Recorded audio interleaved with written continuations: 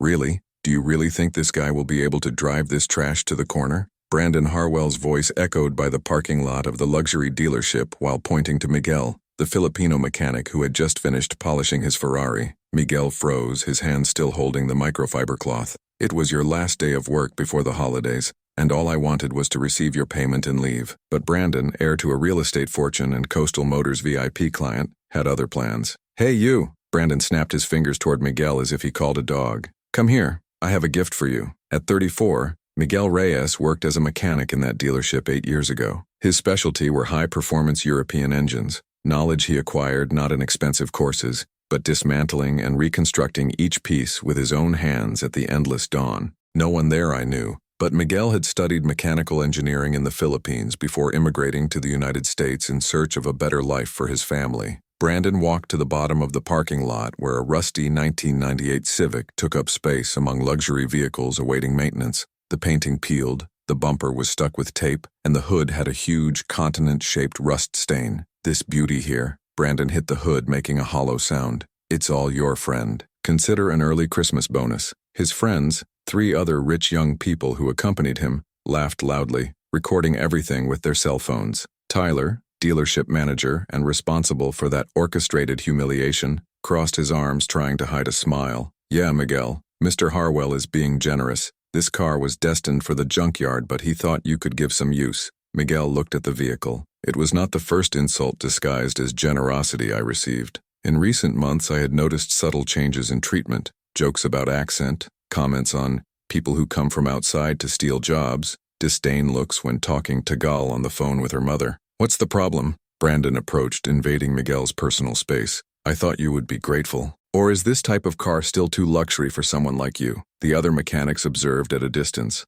uncomfortable but quiet. No one ever confronted Brandon Harwell. He was not just a client, but the son of the owner of half of the city's commercial properties, including the land where the dealership operated. Miguel took a deep breath, his eyes traveling every detail of the destroyed Civic. Something at that moment changed, not externally, but inside it. A dangerous calm settled in his expression. I accept, I said simply, reaching out to get the keys. Brandon blinked, surprised by the lack of reaction. I expected anger, shame, maybe even tears. Instead, he found only a serene and calculating look that for a second made him uncomfortable. You accept? Brandon recovered quickly, returning to the arrogant character. Of course you accept, because beggar doesn't choose, right? He turned to the cameras of his friends. Are you recording this? I want to post on my Instagram. Making charity to the less fortunate. Tyler handed over the keys and a wrinkled paper. Here is the transfer. The car's all yours, Miguel. Without guarantees, of course. He is accepting in the state he finds. Miguel signed without reading completely, something attentive observers could consider strange to someone who always gave each document 3 times. He took the keys, which almost crumbled with rust, and walked to the driver. The door was opened, revealing a fetid interior of mold and torn seats. Brandon and his friends approached to capture the moment Miguel would try to turn on the engine, the grand finale of humiliation. I bet $50 you don't even call, said one of Brandon's friends. I bet 100 he will cry, he countered another. Miguel turned the key. The engine coughed, choked, died. Second attempt, same thing. In the third, Brandon laughed. Not for free this trash works, dude, you're so unlucky that even charity breaks in your hand. But in the 4th attempt, something unexpected happened. Miguel not only turned the key, he pumped the accelerator 3 times in a specific sequence, waited exactly 2 seconds, and then turned, keeping a constant pressure. The engine roared back to life with a force that made everyone move away. At that moment, while the rusty Civic vibrated with a surprisingly healthy snoring, Miguel's eyes met Brandon's through the dirty windshield. There was no anger there, no shame, just that same disturbing calm. Who knows exactly what he is doing? Thanks for the gift, Mr. Harwell, Miguel said, Pila open window.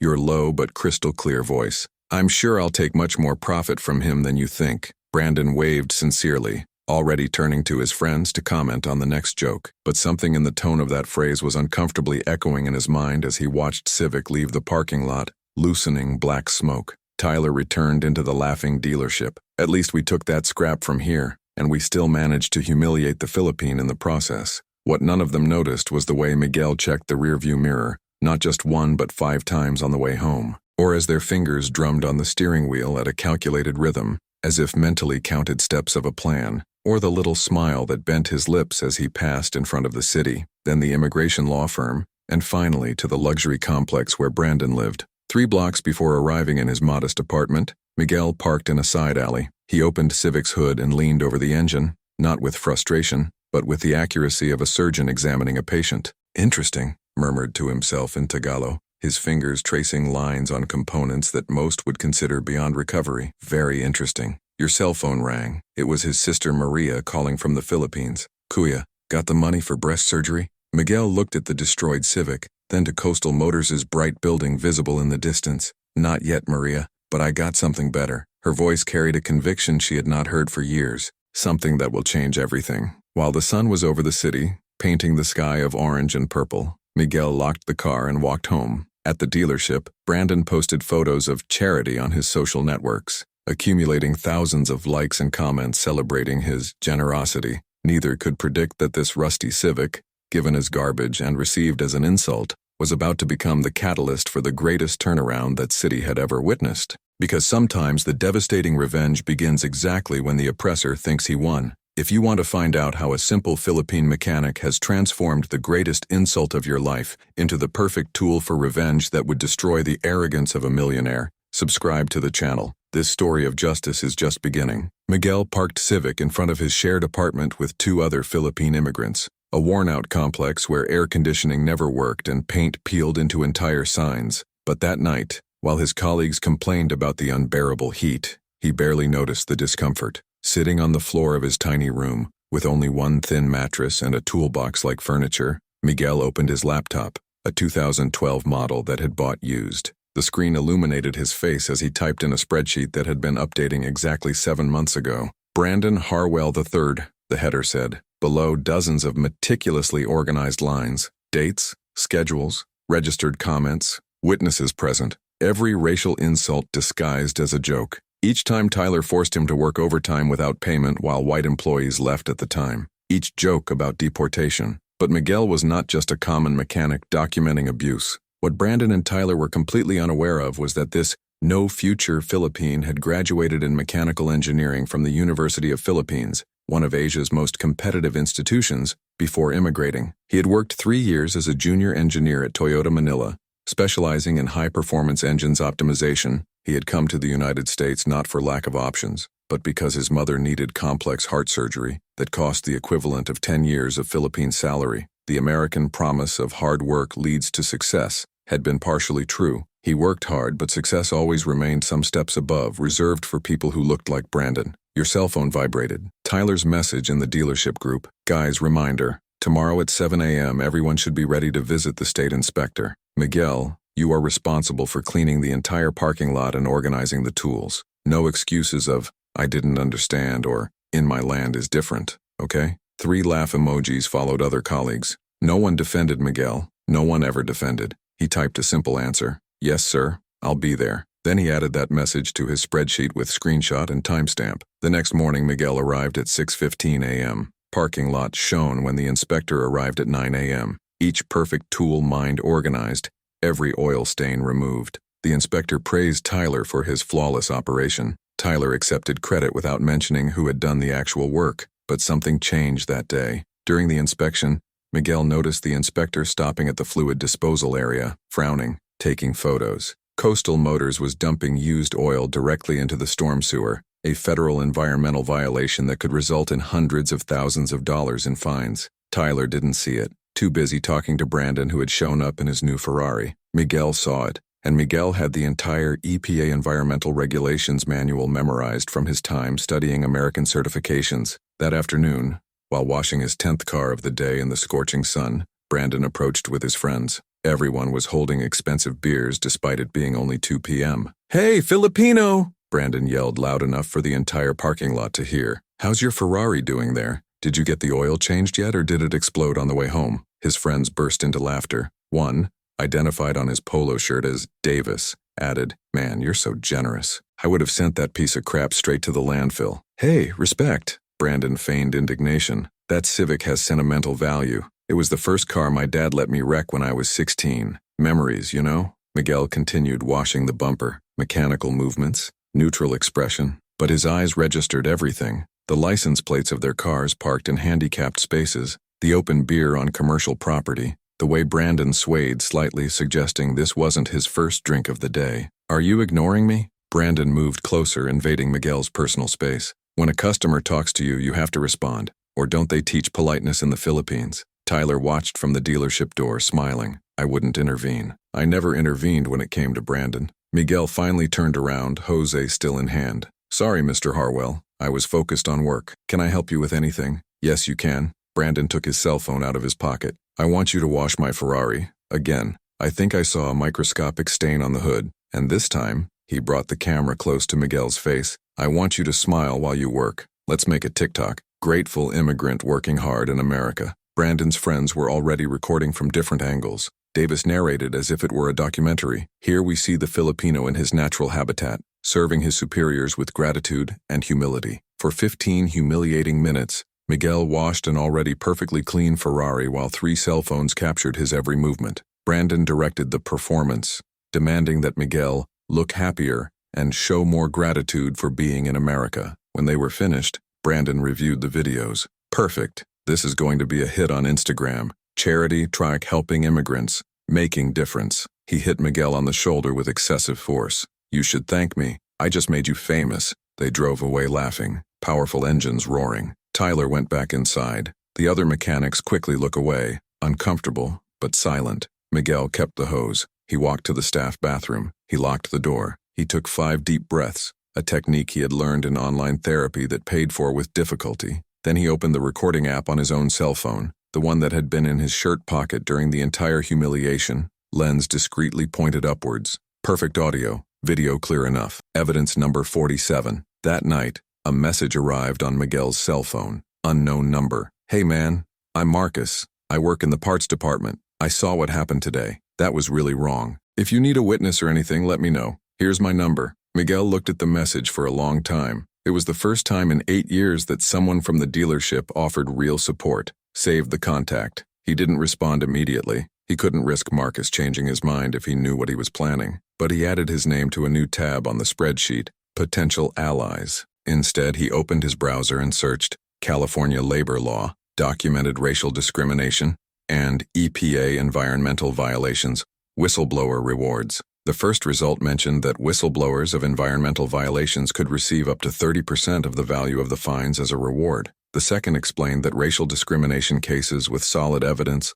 often resulted in 6-figure settlements. Miguel started to calculate. Her mother's surgery cost $85,000. He had $4,000 saved after 8 years of brutal work. There were $81,000 missing, an impossible amount for a mechanic earning $18 res per hour, but perhaps not so impossible for a mechanical engineer with 47 evidence of racial discrimination, technical knowledge about federal environmental violations, and a civic who, though given as rubbish, contained something Brandon could never imagine, because Miguel had noticed something when he examined the engine that first night. The serial number of the chassis did not correspond to the DMV records. Someone had tampered with documents, and in a state with strict vehicle registration laws, this opened very interesting legal ports. Miguel didn't smile, did not celebrate. He just added 3 more lines to his spreadsheet and started writing a carefully elaborated email. "Dear Regional Office of EPA," while typing, his cell phone vibrated again. Brandon's message posted publicly on Instagram. The car wash video already had 50,000 views and hundreds of comments celebrating their generosity with immigrant staff. A comment stood out.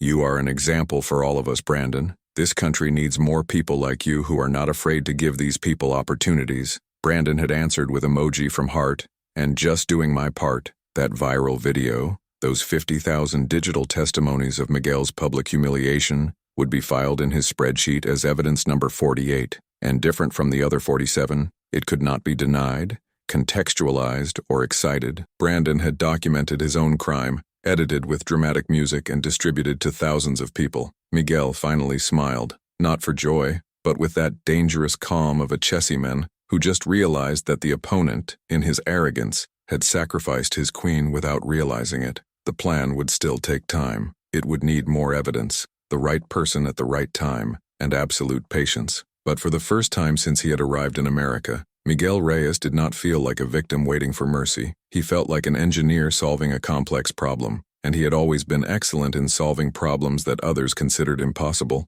After all, Brandon had given him a gift, Not the Civic, that was just metal and rubber. The real gift was completely underestimated who Miguel really was. And this would soon find out. It would be the most expensive mistake of his privileged life. What Brandon did not know was that every insult, every humiliating video, every moment of documented cruelty was building not only a legal case but a time bomb that would explode his life of privilege in a way that his family fortune could never fix. Sometimes the biggest mistake an oppressor can make is to give her victim exactly the tool she needs to take revenge. 3 weeks have passed since Brandon's gift, 3 weeks during which Miguel kept the same routine as usual, coming early, working in silence, accepting humiliations with neutral expression. For everyone at Coastal Motors, he was the same submissive Philippine as always. No one noticed that Miguel now arrived 30 minutes earlier. No one paid attention when he began to discreetly photograph each illegally used oil container, and certainly no one suspected when he asked for copies of personal documents from the HR department,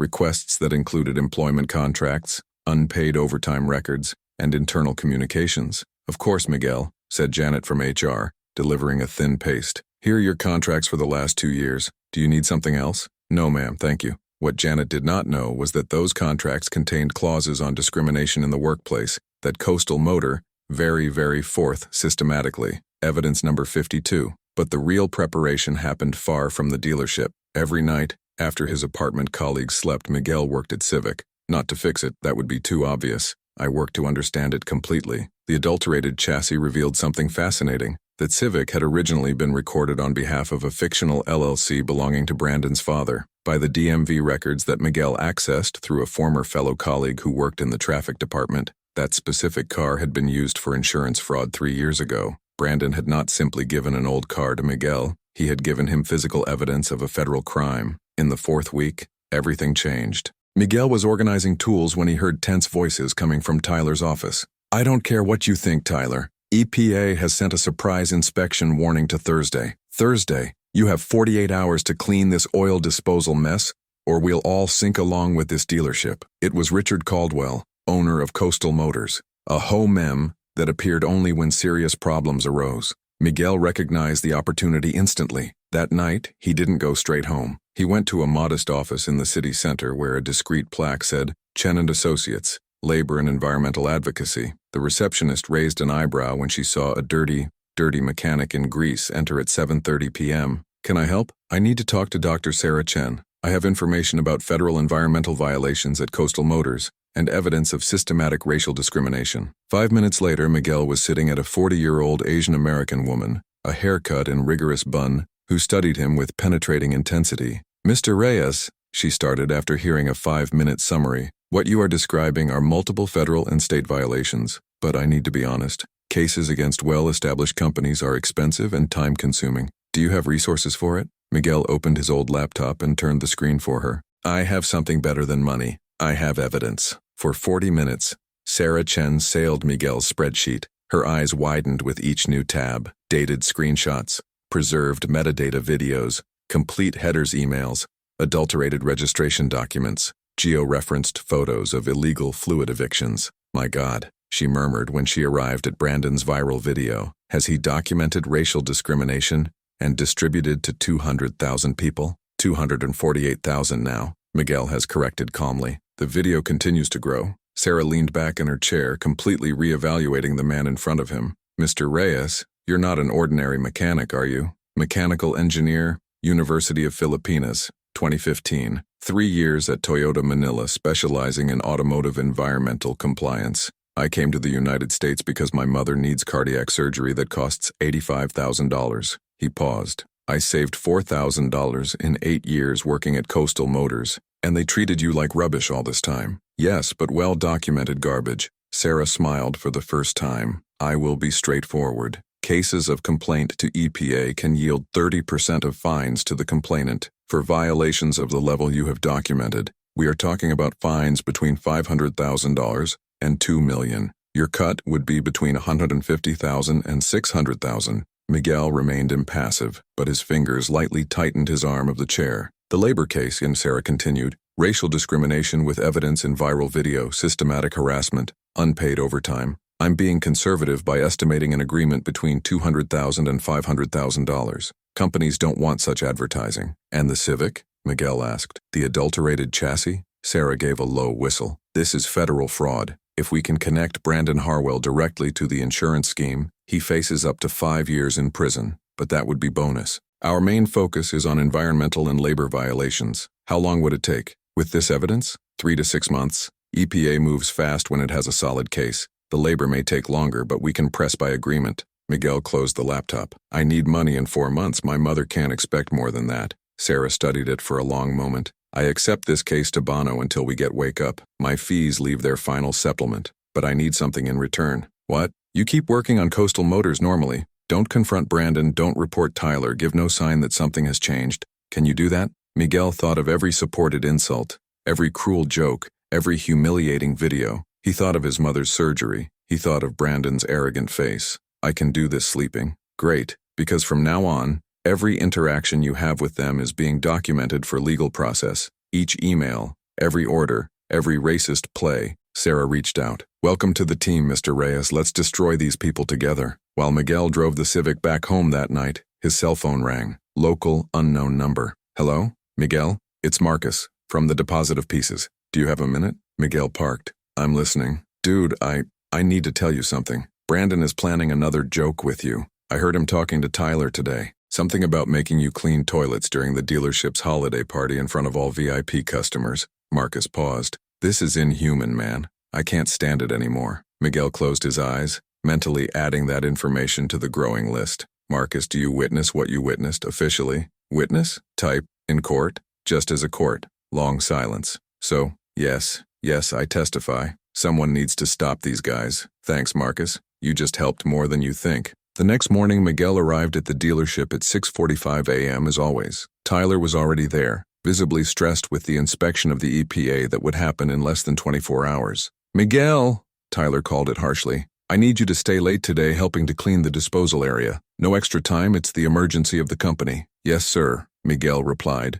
knowing that Sarah Chen would love to add labor coercion during federal investigation to the growing list of accusations. Around 10 a.m., Brandon appeared in his brand new Ferrari. Today he brought only one friend, Davis, which filmed the humiliation of washing. So, Filipino, Brandon shouted from the parking lot. Still driving that time bomb that I gave you? Or finally exploded? Miguel was cleaning a windshield of a Mercedes. Still works, Mr. Harwell. Thanks again for the present. Gift. Brandon laughed. Dude, you're pathetic. Hey, Davis, take a picture. I want to show my father how that trash is still active. He will die laughing. Davis took several photos of Miguel working. What none of them noticed was the small recording button discreetly activated in the pocket of Miguel's shirt, a device that Sarah Chen had provided the night before. You know, Brandon came closer. I've thought of making a series of videos. One day in the life of a grateful immigrant. You would be the star. Imagine views. If you find it appropriate, Miguel answered with that calm that was beginning to disturb Brandon. You never get angry, is it?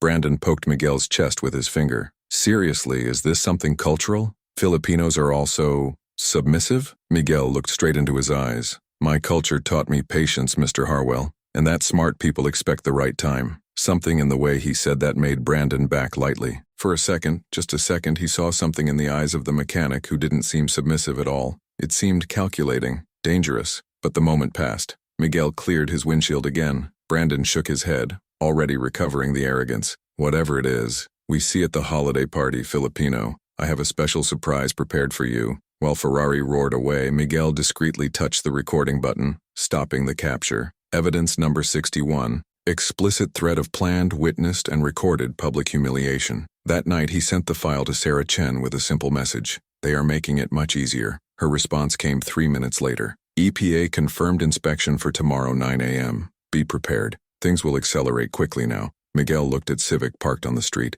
That rusty piece of metal, given as insult, was revealing the most valuable gift that Brandon could have given. Because inside that car was the chassis that connected the Harwell to federal fraud. And within Miguel was something infinitely more dangerous. Absolute patience, irrefutable evidence, and an engineer disguised as a mechanic they had completely underestimated. The storm that Brandon had begun with his casual cruelty was about to turn against him with devastating force. And when dust lowered, he would find that humiliating the wrong person is not just shame, results in complete destruction. While Brandon planned his next public humiliation of Miguel at the holiday party, he had no idea that every arrogant word, every viral video, every act of documented cruelty was building not a legal case, but a legal guillotine positioned perfectly above his privileged head, and Miguel, the submissive mechanic, was about to cut the rope. Thursday dawned with clean sky over coastal motors. At 8:45 a.m.,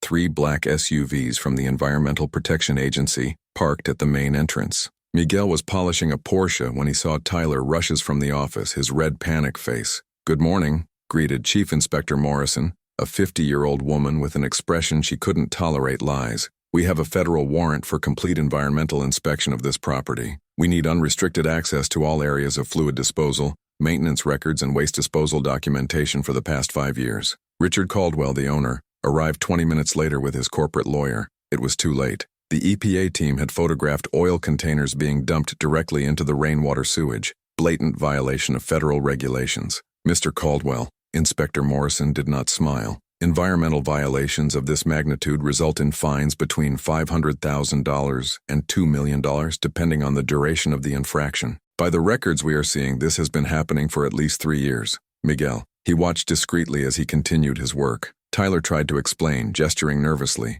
Richard Caldwell seemed to have aged 10 years in 10 minutes. What none of them noticed was Sarah Chen by calmly entering the side door, followed by a federal Justice Department investigator and 2 FBI agents specializing in insurance fraud. "Mr. Caldwell, Mr. Harwell," Sarah introduced herself with surgical accuracy. "I'm the lawyer representing Miguel Reyes in multiple lawsuits against this dealership and the Harwell family. This one," she pointed to the man in a dark suit, "is the FBI special agent. We have some questions about a 1998 Honda Civic registered in 2020. Richard Pale, what are you talking about?" "I'm talking about federal insurance fraud, falsifying vehicle documents, and illegal transfer of property to hide evidence of crime." Sarah opened a folder. "In 2020, Brandon Harwell III completely destroyed a Honda Civic during a party. Instead of registering the total loss with the insurer, you tampered with the chassis of another identical vehicle, recorded as if it were the original, collected the $15,000 insurance, and kept the car destroyed in the back of the parking lot." "This is ridiculous," Richard tried. "It is documented." Sarah put photos dated on the table. "We have the original chassis, DMV records showing discrepancies, and testimony of a former employee who participated in the fraud. Oh, and we have the car, the same that his son gave as gift to my client 3 weeks ago, thinking he was getting rid of evidence." Caldwell's lawyer whispered something urgently in his ear. Richard sat heavily. "But wait," Sarah smiled coldly. "Is there more? Agent Davidson?" The FBI agent opened his own tablet. "We are also investigating hostile work environment reports, systematic racial discrimination, and documented harassment. Lawyer Chen has provided us with 61 pieces of evidence, including videos, messages, emails, and staff testimonies." That's when Brandon arrived. He entered the main door laughing on the phone, completely oblivious to what was happening. He wore a designer shirt and expensive sunglasses. "Dad, you won't believe it. The Filipino video already has 500,000. He stopped seeing the room full of federal. "Ah, Mr. Harwell, who opportune." Sarah turned to him. "Brandon Harwell III, you are being notified of civil action for racial discrimination, harassment, and complicity in federal fraud. We are also filed a criminal complaint for documented verbal abuse and incitement to violence against immigration laws." "What?" Brandon looked around confused. "What are you talking about? Who are you?" "I'm the lawyer of Miguel Reyes, the Filipino you like so much to humiliate on social networks." Brandon laughed nervously. "That is a joke. He knows it's a joke. 248,000 people watched you commit crime of documented racial harassment." Sarah put a tablet in front of him showing the viral video. "I will read some comments you enjoyed. Send this monkey back to his island. Philippines only serve to clean privately. Immigration should deport this plague. You enjoyed 47 comments explicitly racist, Mr. Harwell. This is no joke." The blood drained from Brandon's face.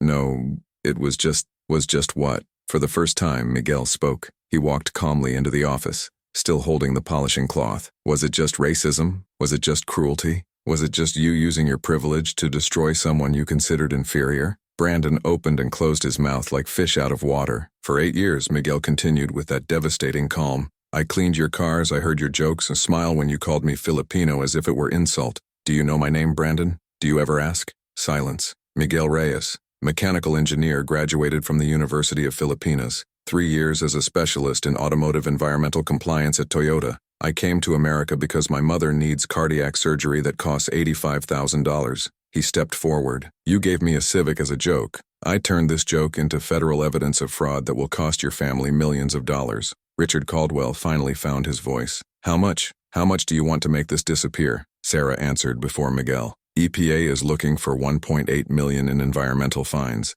The complainant, my client, receives 30% by federal law. This gives $540,000. The labor process for racial discrimination is requesting $750,000 in material and punitive damage. Total $1.29 million. This is extortion. No, Mr. Caldwell, this is a consequence. Sarah closed the folder. Your son posted evidence of hate crime that EU was seen by 500,000 people. Its dealership violated federal environmental laws documentally. You have defrauded safe, explored immigrant worker without proper payment. You are not being extorted. You are being held responsible. Tyler, who had been silent so far, tried to save his own skin. I never knew about the fraud. That was all they. He pointed to Richard and Brandon. You sent Miguel to clean evidence of environmental crime without safety equipment, with no extra time paid. 3 days before this inspection, Sarah read from her notes. You are an accomplice in at least 4 separate federal violations, Mr. Bennett. The room exploded into mutual accusations.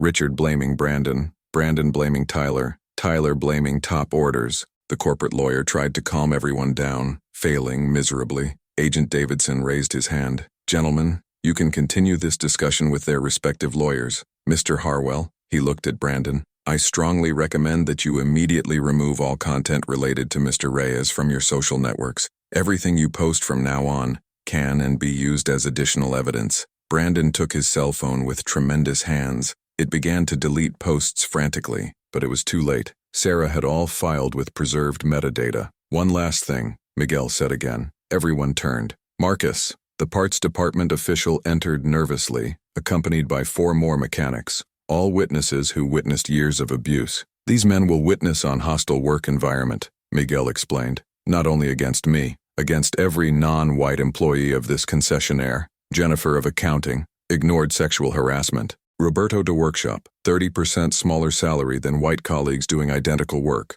All documented, all ready to witness. Richard Caldwell sank in the chair. Its empire, built in 3 decades, collapsed in 3 hours. So, Sarah addressed the room. We have 2 options. 1, this goes to the public court. Each video, every message, every act of racism will be shown at an open and reported audience throughout local media. Or 2, we have come to agreement today. Integral payment for damage, resignation of all involved, complete reform of company policies and public donation of $100,000 for immigrant organizations. You can't, I can, and go. Sarah cut Richard. You have 2 hours to decide. At 14 age, or we have a signed agreement or protocol all in a federal court and the press conformative. Brandon issued a strangled sound. Your personal brand, your followers, your reputation, everything would be destroyed. Miguel, Richard tried to appeal directly. Do you really want to do this? Destroying an entire company? All these people will lose jobs. You thought about it, Miguel answered calmly. When he made me work 70 hours a week winning for 40? When he laughed while his son called me a monkey? When did he pour toxic oil into the river where children play? He shook his head.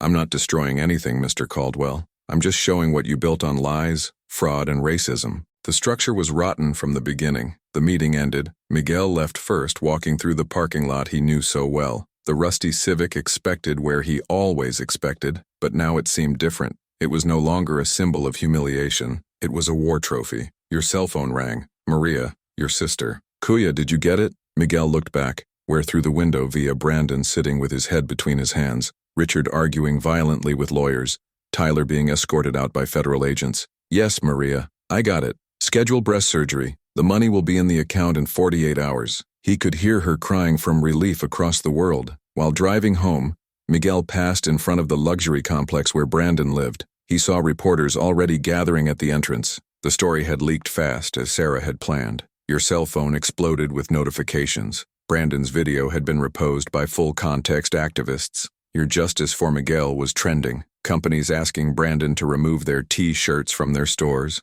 Sponsors canceling contracts. The revenge was not just cool, it was social, complete, devastating. Brandon Harwell woke up that morning as a millionaire influencer by 500,000 people. He would sleep as a viral example of consequences. The man who destroyed his own life documenting his racism in 4K. And Miguel, the submissive Philippine, had proved that intelligence, armed patience, is not weakness. It is the most lethal form of justice. 6 months later, Miguel was sitting at the newly opened office, Reyes Engineering Solutions, consulting specializing in automotive and environmental compliance. By the 10th floor window, the city's view seemed different now, not because the landscape had changed, but because he finally watched her from a place he deserved to occupy. The final agreement with Coastal Motors totaled $1.4 million.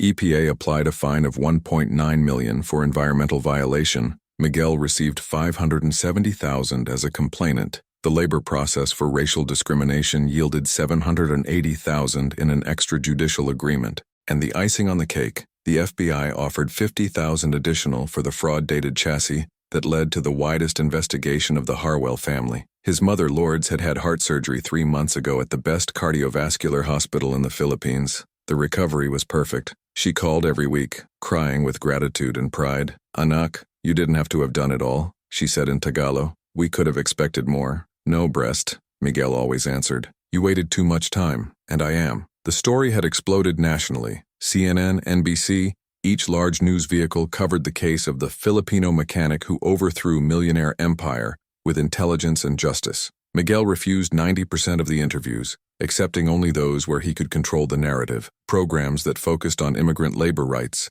not sensational drama. An independent documentary about the case was being produced. Miguel agreed to participate with one condition. Part of the profits would be donated to organizations that help Philippine immigrants in the United States. Your company already had 7 customers, dealers and workshops that wanted to avoid the destination of Coastal Motors. He hired Marcus as the first employee, then Jennifer of accounting and Roberto from the workshop, people who had the courage to witness when it mattered. "I'll never forget," Marcus said on the opening day of the office, "when you said patience was your gun. Man, you weren't kidding." Sarah Chen became a minority partner of the company, providing permanent legal consultancy. "You have transformed the most satisfactory legal case of my career into a sustainable business model," she commented during the open gift. "This is genius." As for Coastal Motors, the story was less glamorous. The company went into judicial recovery 2 months after the agreement. Richard Caldwell sold 60% of shares at settlement price to cover fines and processes. Tyler was fired, faced his own process for complicity, and has now worked in a lava in another state. No one in the automotive industry wanted his name on the staff. Brandon suffered the fate I feared the most. Your sponsors canceled everything. Brands that previously paid thousands for him to wear his clothes now sent cease letters and give up demanding that he removed any association. His Instagram, which had 580,000 followers, was hacked and permanently deleted after he was doxxed by activists. Universities where he had lectured on young entrepreneurship removed videos and references. Exclusive clubs revoked their members. And his father, furious with the destruction of the family reputation, cut his allowance and forced him to learn money working on one of the Harwell properties. As a caretaker, irony did not go unnoticed on social networks. Brandon videos cleaning commercial bathrooms surfed with hashtag Karma is Filipino. Miguel never posted about it. I didn't need to. The court was being publicly served without it having to raise a finger. One afternoon, 6.5 months after the confrontation, Miguel received an unexpected visit. Your secretary nervously announced, "Mr. Reyes, there's someone here who insists on talking to you, Brandon Harwell." Miguel considered refusing, but curiosity won. "Send in." Brandon entered looking 10 years older, beard to do, back eyes, simple unknown brand clothes. No arrogant man who had thrown rusty civic keys as insult. Brandon started hoarse voice. "I didn't come to ask for forgiveness. I know I don't deserve it. I just came. Say you were right." Miguel remained sitting, waiting. "I spent my whole life thinking that money and last name made me superior, that people like you," he swallowed dry, "were less than me, and you proved that the only lower thing in this whole story was my character." "Why are you telling me that?" Miguel asked calmly. "Because I need to hear from someone who really won." Brandon looked around the office. "How did you do? How did you not become like me? You had all the right to destroy me completely, to enjoy my misfortune, but you simply built something." Miguel leaned against his chair. "Brandon, the difference between us was never money or skin color. It was that I learned early on that the world owed me nothing, that if I wanted something I would have to build with my own hands. You have learned the opposite, that the world owed you everything just for existing. And now? Now you have the opportunity I never needed to have for the first time in your life, learning who you are when there is no privilege protecting you from reality." Brandon nodded slowly. "I don't expect you to want me well. I don't wish. Miguel was honest. But I don't want your evil either. You're no longer my problem, Brandon. It's your self-problem. And that's the most perfect justice I could have asked. After Brandon leaves, Miguel was alone in the office. He took a picture on the table. He, his mother, and his sisters during the last visit to the Philippines,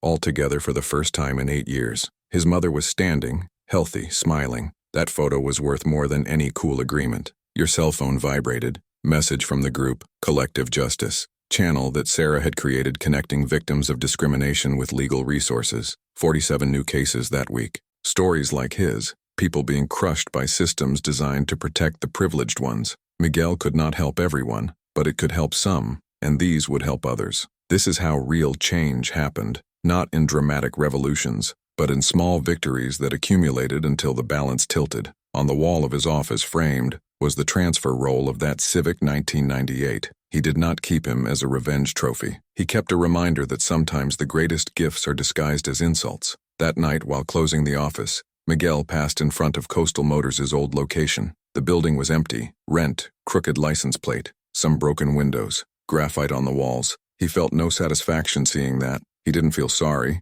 He only felt the tranquility of those who closed a painful chapter and opened another much better. He drove home. No longer the tight apartment, but a modest condominium where he had room to work, to live, to breathe. In the parking lot, next to his new Accord, was the old Civic, completely restored now. Bright painting, roaring engine perfectly. He kept him, not for nostalgia, but as a tangible memory of what real value does not come from where you start, but where you refuse to stay from. Miguel Reyes has learned that the devastating revenge is not to destroy who humiliated you, is to build something so great that they become irrelevant. Brandon Harwell gave him an old car as an insult. Miguel transformed that insult into empire, that humiliation in purpose, that cruelty and fuel to justice that changed hundreds of lives. The best revenge has never been about making the oppressor suffer. It was about making the victim prosper so completely that the oppressor becomes just a much larger footnote. If this story of justice, intelligence, and overcoming has touched you, subscribe to the channel. Because in a world where privilege tries to crush talent,